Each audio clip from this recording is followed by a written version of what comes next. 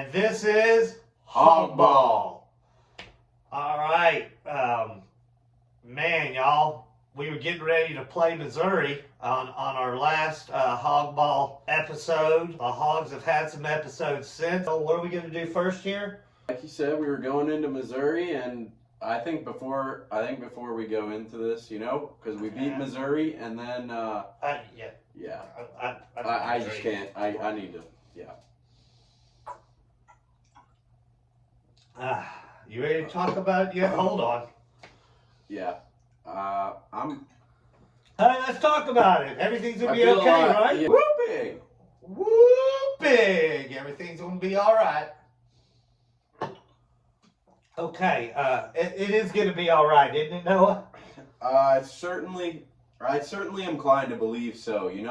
We were coming into that Mizzou game, like I started to say, with a couple of Mizzou fans, and we left home. We went home the victors. We were giggling late night. Absolutely. And it's pretty much gone downhill from there. 3 straight losses by double digits. One coming at home to a team that I think could be the best team in the country in Alabama, and an Auburn team that, frankly, we won a lot of games at home. Had won a lot of games at home, but I think that I feel like we can win that game. And obviously Vanderbilt, we had a second half where we gave up 63 points. But that's where we're at. I think what we're seeing here right now is we're playing against some teams that they know their roles on the team. They know the rotation. They know how it's going to go out. And because of our circumstances now you can argue maybe 2 of our best 3. I'd say definitely 2 of our best 4 players not in the lineup. We have had to figure out our roles, and we still haven't done that. We know Anthony Black's the point guard, and we know that Ricky Council's going to play a lot of minutes, and Devo, who's probably been who has unquestionably been our best player in SEC play. Imagine where we'd be without Devo. But he's been our best player in SEC play. But other than that, we've got Jordan Walsh struggling. We got Pinion showing signs. We got Graham showing signs, but also showing some bad play. They're young, and they're going to figure it out. Just a couple of... I got it. Okay. Noah, is it going to be all right? I'm hearing from you. Everything's cool, man. We shouldn't be freaking out. There's cause for concern. We're not happy about being there second from the last in the cellar right now. Listen, I don't think just telling ourselves it's going to be all right is going to do anything, but we got to have faith in Coach Muss, in what we've seen. We've got to have faith in our players, which I certainly do. I have faith in every single one of them.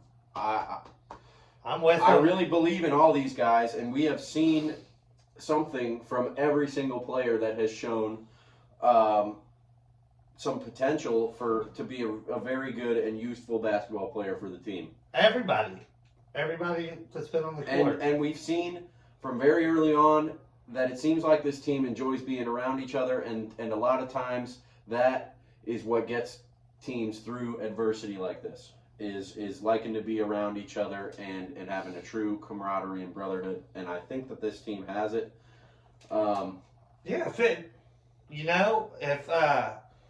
If I take that Razorback team that was down 17 to Missouri and closed out that half, got it down to 7, and came out in that second half, I think that team can play with anybody in the country. I have no problems making that statement. I think but some things have been exploited on our team. Yeah. There's some things that have been exploited by SEC coaching and veteran play, like you said. Yeah, I think our big men, like both the Mitchells and Jalen Graham, have shown some weakness defending the 3-ball sometimes. There was that play against Alabama where Graham just tried to help on a ball screen that with our coverage on that screen, he had no reason to help, and left it wide open 3 from a guy who had been knocking him down all game. That was the beginning of that big run, wasn't it? It was, yeah. But we've seen some signs of of light from Jalen Graham on the defensive end as well, and he's shown he can get a bucket on absolutely anybody in the country on the offensive end, and so, like you've been saying a lot, I think that's a guy that's, if we're going to be successful, he's going to be playing more minutes, and he's going to be playing those minutes because he is playing better on the defensive end. Here's my thinking, and I have to check with senior Hawgball analyst Noah a lot to make sure I'm not just thinking crazy, but this Razorback team has a hard time scoring consistently. We've shown flashes. When Jalen Graham gets the ball, he's getting the ball at the top of the key. He's getting the ball down low. He's a threat to score, and he makes it look easy. And that's something we need to have. Noah keeps bringing up his defensive improvement, so obviously there's a liability there, and Coach Muss is a stickler, and he's not going to compromise there. But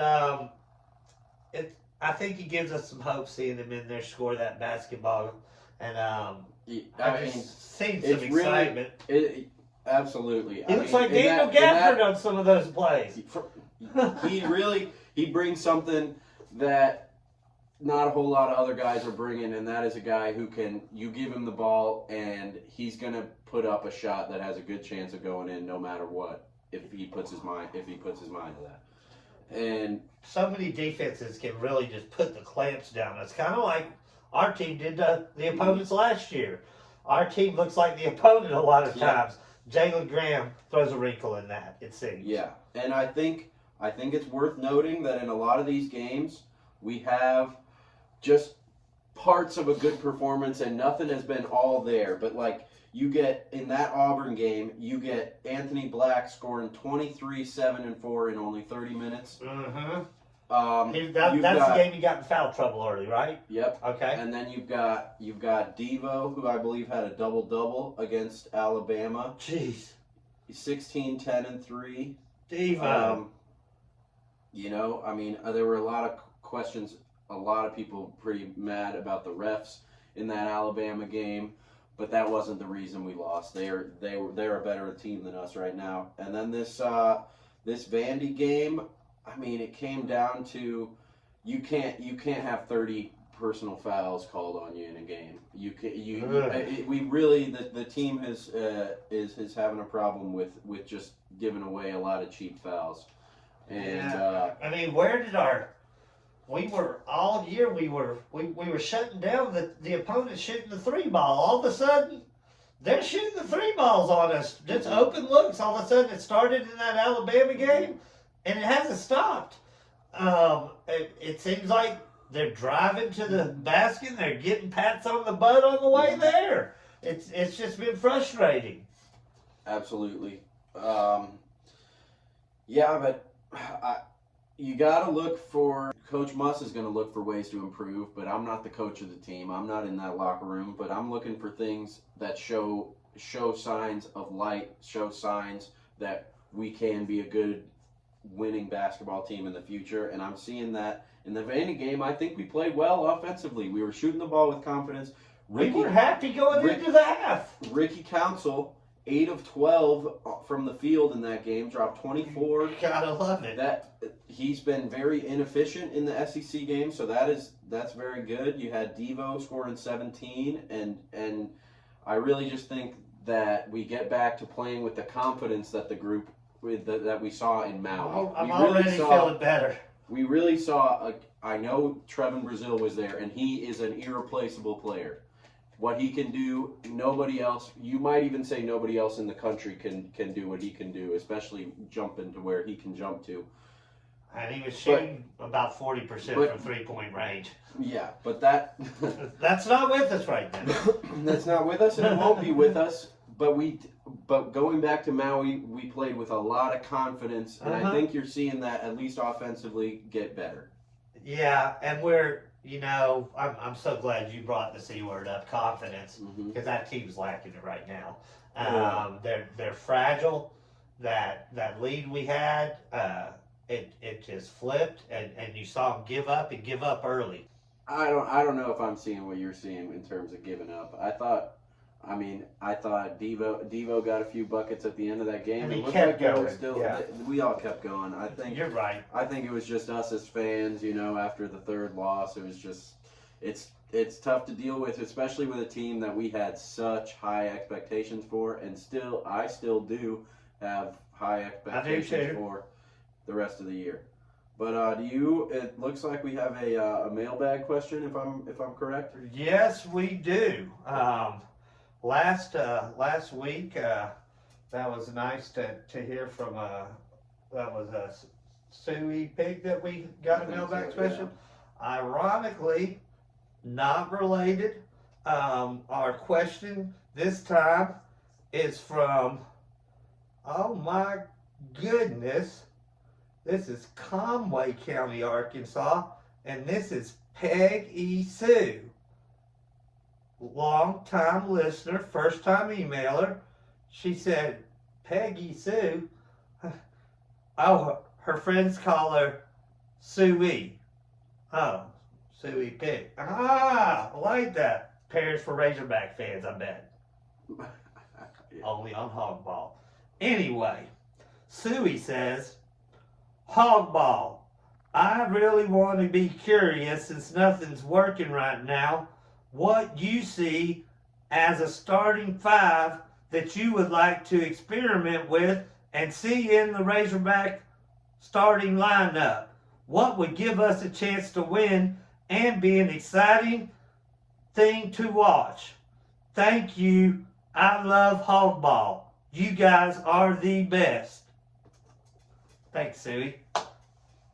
What do you think there, Noah? I like that question because right now that's really a good question.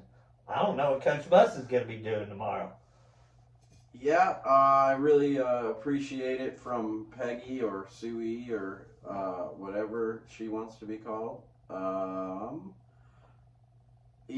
think you're right. I think we could see some experimentation from Coach Muss because you lose to an unranked team by double digits like that. I think you got to shake things up, especially when you lost 3 straight by double digits. And I think maybe this is a lineup that I've thought. Now, I'm not a basketball coach. I don't want to say that I know more than these other basketball coaches because I don't. But I think it's just our big guys have shown limitations in terms of other big guys that can really shoot the ball, getting out to there when they run the pick and pop action. And receiving the ball, they keep dropping it. It seems like we're getting a lot of turnovers. They're hitting them on the run, they're hitting them in there, and they're dropping the ball too. Yeah, Makai's passed out of the post a few times, but I just think that with the amount of length and athleticism that we have, now this is a lineup where the smallest guy is 6'5" and the tallest guy is 6'7", so it's a lot of similar guys. What you got? But I think if we want to go small, a team like Mizzou, not very big at all. Mm-hmm. I've got Devo, AB, Ricky, Pinion, and Walsh, and so that's. And if you play those guys, you can pretty much switch everything. And now, if you're playing against an Oscar Shibwe or something like that, I don't think that this necessarily works. Opinion. But Walsh, with his length, he can play up a few sizes, if you will, and. I just think that would allow us to create mismatches offensively on almost every possession. And it would be really tough to match up with us. And Pinion's big moment was against Missouri. Of course, Hawgball called that. Pinion getting in Missouri and having a big game. And boy, we'd like to see that happen again. Whether he starts against Missouri or not, I can guarantee we're going to see him. Absolutely. I think Missouri seems to force us to spread that team out.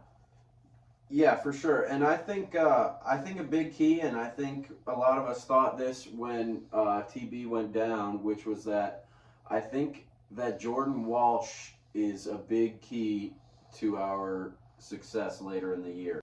I think Jordan Walsh is a good person to bring up, especially at a time where he was pretty invisible against Vanderbilt. Yeah, I mean, when you got these young players, I think he's been the most vulnerable to making mistakes, and but I also think we've seen him play at a very high level. I think he's a very cerebral kind of guy, and he's big into the inspirational quotes on Instagram and stuff. Okay. And I think that's good. I think that stuff is what drives him.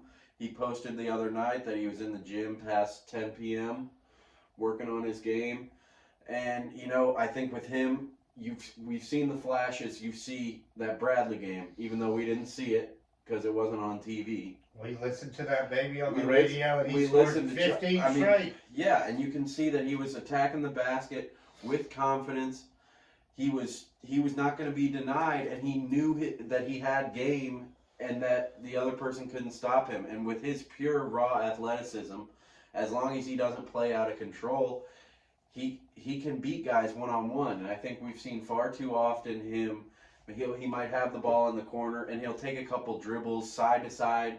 They won't really do anything productive for him. He'll dribble backwards a little bit. And they'll still give him that 19-footer and not knock him Yeah, down. and I think he just like we were saying with Anthony Black, needs to have a little bit more of an attacking mentality and just a little bit more of a mentality of like, I am better than this guy in front of me that's trying to defend me. And because he is. Yeah, the guys need to quit waiting for the next guy to do it and do it themselves. And I think that's what Devo's been so successful. He's like, none of these guys are doing it. I've got to do it. And his shots have fallen. And we've seen it at times with Ricky Council obviously being our leading scorer. I mean, we've seen a lot of games where it will go through like 10 possessions where Ricky Council has the ball for a lot of it, and he's trying to take a guy one-on-one and getting up usually a quality look at the rim. And we obviously have seen it with Anthony Black as well, taking the ball to the rim. I mean, when he gets downhill driving at somebody, he can either cross you over, he can take it to the rim. It seems he's either drawing a foul or finishing at the rim, or both, almost every time he attacks the rim. It feels good as a Razorback fan, and it's fun to watch. Good things happen when that happens. This team isn't laid down. From Jordan Walsh's Instagram post that you said there about being in the gym, they're working hard. They still have dreams of winning a national championship. This is the same basketball team. If we're gonna talk about the future, I do think we need to talk about Hog headlines. And before we get into our spin on all that, I do want to say one thing that you mentioned was that Nick Smith Jr.'s dad called in on a Little Rock sports radio show. Yeah, so I didn't actually hear the call. I read about it online. Seems pretty legit though, from multiple sources saying I don't remember what radio show it was, but a radio show in Little Rock. Nick Smith's dad called in, basically just saying, "Hey, I just want to cool it kind of on the talk about my son. Everybody's saying he's not going to play, whatever." His dad seemed very confident that he will play for Arkansas again. I don't think he said this season, but that's assumed because even if he doesn't play this season, he's not coming back. He's got too much to lose. Yeah, he's not leaving the team. This kid grew up a Razorback fan. Yeah, and you hear it every time. He dreamed of being a Razorback before he dreamed of being in the NBA, I believe. And so I think we should have all the faith in the world that he's going to do everything he can to get back. And if it comes down to a decision where somebody says it's up to him whether he plays or not plays, he's gonna play. He's playing. People have said that things like the Razorbacks aren't giving him much to come back to. The Razorbacks are giving him everything to come back to. He sees a team that needs him. Absolutely. I mean, this team, if we have a Nick Smith Jr. on this team right now, I don't think we're looking at with one win in the SEC.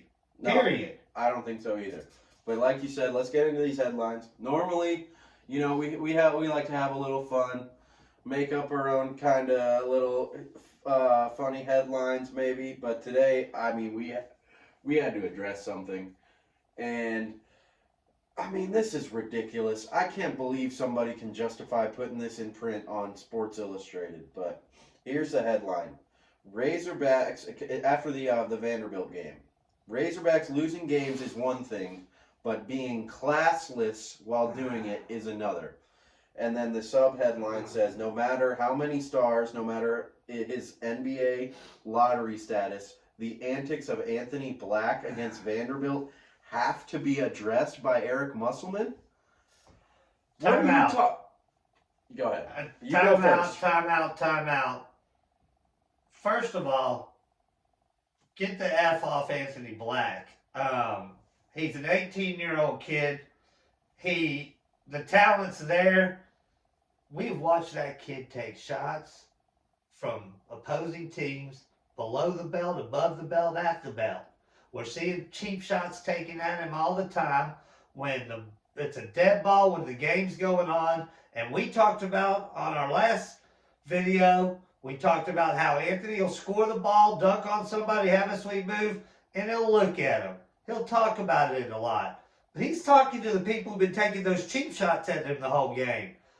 How dare this sports writer, who is however old, trying to get some clicks, take it out on an 18-year-old kid who just... It's really...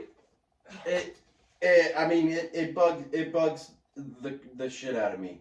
Because, first of all, if you don't want players to trash talk, I don't think you should be an Arkansas Razorback basketball fan. If you want to talk about what Nolan Richardson's teams did, I assume there was a lot of trash talk going on. You want to talk about J.D. Note, Jalen Williams last year, Justin Smith, Jalen Tate, all these guys. We were worried about Anthony. It's basketball. That's part of the game. Some of that stuff. Like, gosh, I hope he answers back on this because of everything coming his way. But it's specifically with Anthony Black. This is a kid who almost got his senior season of high school basketball taken away from him because of some legal battle that was totally out of his control. He's a guy that plays with a chip on his shoulder, and that's who he is, and you should love him for that. But getting specifically to this Vanderbilt game, what he did on that play got us 6 free throws and the ball, and he did not get a technical. He did not, and this sports writer was down on him for that. In soccer, they call it shithousery, and he's good at it. He knows where to push the buttons, where to not. He somehow found a way to do this and not get a technical. I mean, it's genius. Play. He's genius. Here at Hawgball, we are Team Anthony. Yes. Unconditionally.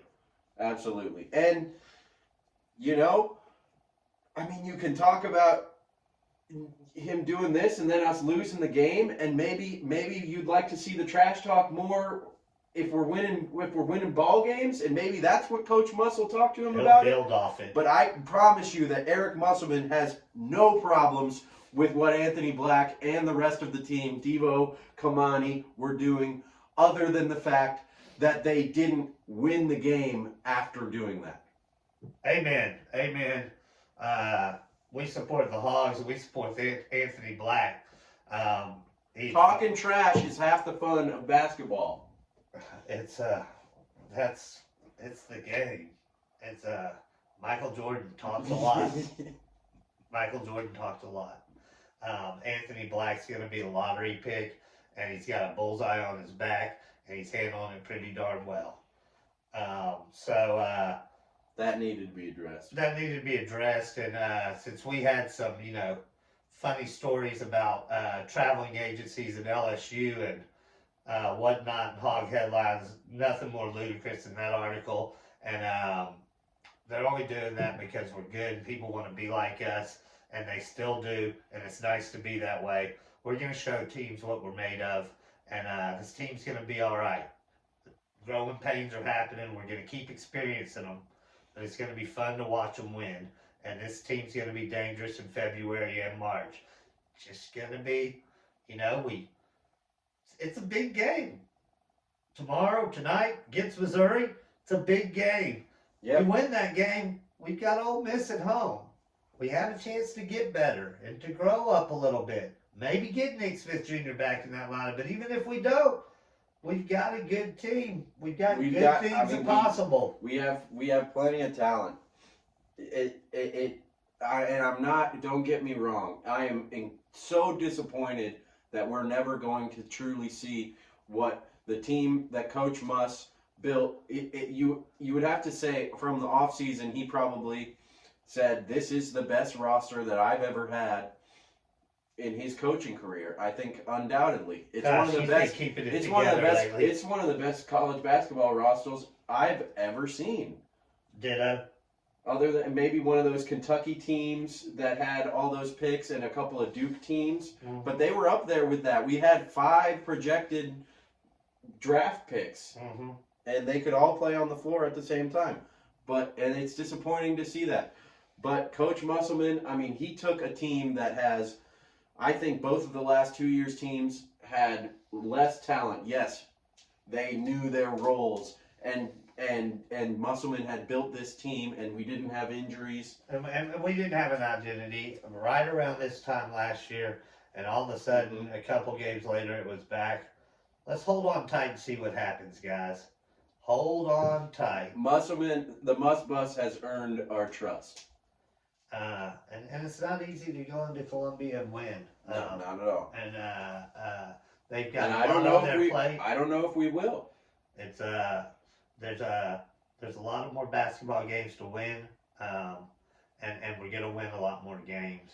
And this is a fun team to root for. My support, if anything, has gotten stronger. I'm hurting right there with the Razorbacks. I'm blown away by Coach Buss and how he's handling everything right now. But he's not happy. He's not happy about those missed free throws. It feels like he gets gray hairs starting to grow when we lose like this. I hurt when he hurts. I mean, you could see in his press conferences that it bothers him. But I think let's kind of switch gears to Mizzou here. I got a couple of notes on them, and this is a little bit easier of a kind of look ahead, as we can also look back to the previous game, kind of see what matchups were there. I think the key matchups in that game, obviously, was when we brought Joseph Pinion on the floor. That's what really changed the game. At the end of the first half, we went on a 7-0 run to get within, I believe it was 7, maybe it was a 9-0 run, but I think we were down 7 at half, and Pinion got the floor spacing against the zone. I think Mizzou will zone us again for a lot of the game. They'll switch it up a little bit, obviously, as teams should. But if they try to guard us one-on-one, I think that plays our advantage because we have the advantage in terms of length and size. A couple other notes. I think, remember, Kobe Brown is their, all SEC type player. He could get first team this year. He had a couple 30-point games. A veteran. Mitchell. Yeah. I think this is his 9th year in the SEC. Yeah, 9 or 10, I think. Only on Hawgball. Makai's defense on him was very good, especially in the second half. We were able to get him in foul trouble needs a early. good game. Yep, I think Walsh will play a little bit on there. But a real key matchup that kind of went under the radar was Devo on Demoy Hodge, who was supposed to have a huge number 5 on Mizzou. He was their leading scorer going into that game. I think that's going to be key, is if Devo can do that again. And if you saw what he did to Brandon Miller in the first half, I think you're inclined to that right there is something to be excited about. We had him shut down for a while, just something to have to give. We never put it together offensively, and eventually it gave. But that's something to be excited about. That guy's going to get. Nobody stopped him like that all year. Yeah, he's going to get his points, and I thought even overall we gave up 14 second half points, but we still held him under his average, and and Devo, a 6'5" guy. I thought he played pretty well. And but I also think that in this game, I think in the second half, yes, we won that game, and we kept it. We kept the lead kind of through the second half, but a lot of those shots down the stretch were Devo and Ricky Council both hitting some contested mid-range shots that aren't, that's their bread and butter, but you got to hope to get more easy looks at the rim, especially in Mizzou Arena, where they have scored a lot of points all year. But, yeah. Well, I can't wait to see some Razorback basketball, and I can't wait for the Hogs to get back into Fayetteville on Saturday. And Hog fans need to show those Razorbacks how much we love them. And let's get this thing turned around. We've been here before too many times. And Coach Buss is going to take this team to as good as it can be. And the future looks bright. And we're young. But we're young and talented. And that talent needs a chance to blossom. And we're going to see it. Just win. I agree. Well, I think we should sign off. I think it might be time to sign off. I just want to make things clear, y'all. Don't freak out. We're not freaking out. Maybe we freaked out a little bit between all this, but we're not freaking out. This coaching staff and these players have given us quite enough reasons to believe in them, and we need to continue to do that. We got to give them the benefit of the doubt. There's only one Hog, baby. There's only one. We'll see you next time on Hawgball. See y'all later.